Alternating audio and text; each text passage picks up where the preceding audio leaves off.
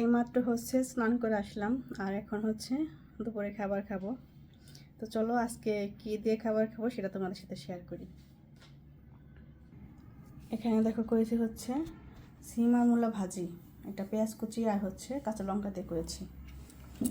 আর এখানে আছে হচ্ছে আলু ফুলকপি আর হচ্ছে আলু বেগুন আর ফুলকপি দিয়ে বোয়াল মাছের ঝোল। তো মাছ শেষ হয়ে গিয়েছে, মাছ নেই, ছোট ছোট যে কয়টা পিস ছিল সেগুলো দিয়ে রান্না করেছি। তো মাছ আনতে হবে, ঘরে মাছ একদম শেষ হয়ে গিয়েছে, এইটুকু মাছই লাস্ট ছিল। এখানে দেখো যে লেবু কেটে নিয়েছি। আর এখানে দেখো সকালবেলা ছোটো মেয়ের জন্য ডিম সিদ্ধ করেছিলাম, খাইনি, এতটুকু রয়ে গিয়েছে, খাওয়াতে হবে। তো এই হচ্ছে আজকের আমাদের দুপুরে খাবারের আয়োজন, অত্যন্ত সিম্পল খাবার। তো কেমন লাগলো অবশ্যই একটা কমেন্ট করে বলো।